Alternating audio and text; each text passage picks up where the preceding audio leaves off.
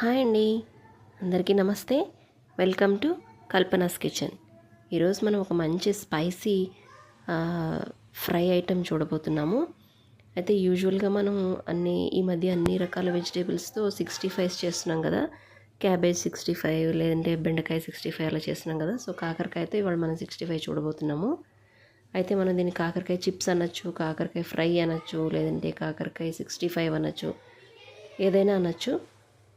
Recipe మాత్రం చాలా simple, చాలా ఈజీ అనమాట. ఈజీగా మనం ఒక వారం పాటు స్టోర్ చేసుకోవచ్చు.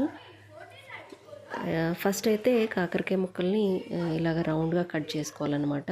చక్రాల్లాగా కట్ చేసుకోవాలి. మీకు ఇష్టం ఉంటే పైన పొట్టుని ఉంచేసుకోవచ్చు. నేను మాత్రం లైట్గా గీకేసాను అనమాట. తర్వాత ఇలాగ చక్రాల్లాగా కట్ చేసి పెట్టుకున్న ఈ కాకరకాయలన్నీ ఒక మిక్సింగ్ బౌల్లో వేసేసుకొని సరిపడా సాల్ట్ వేసుకోవాలి. నేనైతే ఒక హాఫ్ స్పూన్ వరకు వేసాను. అలాగే ఒక స్పూన్ వరకు కారం కూడా వేసాను. జస్ట్ ఒక పావు స్పూన్ వరకు పసుపు కూడా వేసాను. తర్వాత ఒక హాఫ్ లేదా పావు టీ స్పూన్ అయితే సరిపోతుంది గరం మసాలా కూడా వేసాను. తర్వాత దంచి పెట్టుకున్న వెల్లుల్లి వేసాను అనమాట. ఇష్టం ఉన్న వాళ్ళు అల్లం కూడా తురిమేసుకొని వేసుకోవచ్చు. నేనైతే ఇక్కడ ఓన్లీ వెల్లుల్లి మాత్రమే దంచి వేసాను అన్నమాట. అయితే ఇవన్నీ మనకి ముక్కలకి బాగా పట్టాలన్నమాట. సో దానికోసం మనం ఒక 2-3 నిమిషాలు బాగా ఈ మసాలాలన్నీ కాకరకాయ ముక్కలకి పట్టుకునేలాగా కలుపుకోవాలి. సో మనం ఇలా కలుపుతూ ఉంటే దాంట్లోంచి కొంచెం నీరు అనేది బయటకు వస్తూ ఉంటుంది. సో ఆ నీరుతో సరిపోతుందన్నమాట, బాగా పట్టుకుంటాయి. తర్వాత వీటిలోకి ఒక 2 టేబుల్ స్పూన్స్ వరకు శనగపిండి, అలాగే ఒక 2 స్పూన్స్ వరకు వరిపిండి వేసుకోవాలి. అంటే రైస్ ఫ్లోర్, అలాగే శనగపిండి వేసుకోవాలి. వీటిని కూడా బాగా మనం ముక్కలకి పట్టించేసుకోవాలన్నమాట. ఇవి బాగా కలుపుకుంటూ ఉండాలి. తర్వాత ఈ మన కాకరకాయ 65 అనేది ఇంకొంచెం క్రంచీగా రావడం కోసం నేను ఇక్కడ ఇంకొక 2 టేబుల్ స్పూన్స్ వరకు కార్న్ఫ్లోర్ కూడా వేస్తున్నాను, మొక్కజొన్న పిండి. ఇది కూడా వేసేసి బాగా కలిపేసుకోవాలి. తర్వాత కొంచెం కొంచెంగా వాటర్ వేసుకుంటూ ముక్కలకి ఈ పిండి మొత్తం పట్టుకునేలాగా కొంచెం కొంచెం వాటర్ వేసుకొని కలుపుకుంటూ బాగా మిక్స్ చేసుకోవాలి. మరీ ఎక్కువ జారుడుగా చేయకూడదు. మరీ ఎక్కువ వాటర్ వేసేసామంటే కనుక మనకి ఫ్రైయింగ్ టైం అనేది ఎక్కువైపోతుంది. సో ఇలాగ కలుపుకొని తర్వాత డీప్ ఫ్రైకి సరిపడా ఆయిల్ వేసుకోవాలి. ఒకదాని మీద ఒకటి పడకుండా విడివిడిగా సపరేట్గా వేసుకోవాలన్నమాట. వీటిని మనము మరీ హై ఫ్లేమ్ పెట్టొద్దు, అలాగని మరీ సిమ్లో పెట్టొద్దు. మీడియం ఫ్లేమ్ పైన ఒక 4 to 5 మినిట్స్ వరకు బాగా ఫ్రై చేసుకోవాలన్నమాట.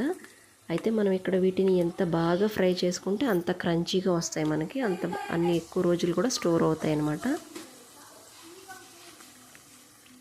మనం ఈజీగా 5 days నుంచి 7 days వరకు స్టోర్ చేసుకోవచ్చు. బాగా రెడ్గా కనుక ఫ్రై చేసుకొని పెట్టుకున్నామంటే క్రంచీగా ఉంటాయి 5 days వరకు కూడా.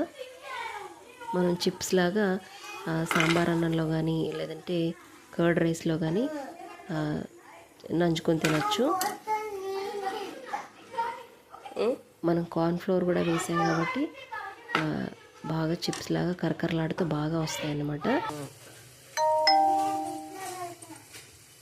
అయితే కొన్ని చిప్స్లోకి అయితే నేను నిమ్మకాయ ఏం పిండలేదు, కానీ తర్వాత ఇంకొన్ని మిగిలిపోయినాక వాటిల్లో కొంచెం నిమ్మరసం పిండాను. ఇష్టం ఉన్న వాళ్ళు వేసుకోవచ్చు, వద్దు అనుకున్న వాళ్ళు స్కిప్ చేసేయచ్చు. కానీ నిమ్మరసం వేస్తే టేస్ట్ కొంచెం బాగుంటుందన్నమాట. మనం చేదు డామినేట్ చేయకుండా ఉండడానికి కొంచెం పులుపు అనేది బాగుంటుంది దీంట్లోకి. సో మనం మొత్తం కలిపి పెట్టుకున్న కాకరకాయ ముక్కలన్నిటినీ కూడా ఇదే విధంగా మీడియం ఫ్లేమ్లో సెపరేట్గా వేసుకొని ఒక 5 to 6 మినిట్స్ వరకు బాగా ఫ్రై చేసుకుంటూ ఉండాలి. ఇలా మొత్తం మనం ఫ్రై చేసి పెట్టుకున్నవన్నీ అయిపోయిన తర్వాత కొంచెం ఒక రెమ్మ లేదా 2 రెమ్మలు కరివేపాకుని ఇలా ఫ్రై చేసేసుకొని వేసుకోవాలి. తర్వాత ఒక 5-6 వెల్లుల్లి రెబ్బలు కూడా దంచేసుకొని వాటిని కూడా ఫ్రై చేసుకొని కాకరకాయ ముక్కల్లో కలిపేసుకోవాలి. ఫైనల్గా కొన్ని పల్లీలు కూడా డీప్ ఫ్రై చేసేసుకొని మనం ఈ కాకరకాయ ముక్కల్లో కలిపేసుకోవాలన్నమాట.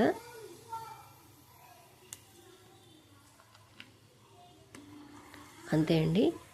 ఇలాగా మొత్తం అన్నీ ఫ్రై చేసుకొని కలిపేసుకుంటే మనకి కాకరకాయ 65 అనేది రెడీ అయిపోతుంది. టేస్ట్ మాత్రం చాలా బాగుంటుంది. నార్మల్ కాకరకాయ కర్రీస్ కంటే కూడా కొంచెం డిఫరెంట్గా ఉంటుంది.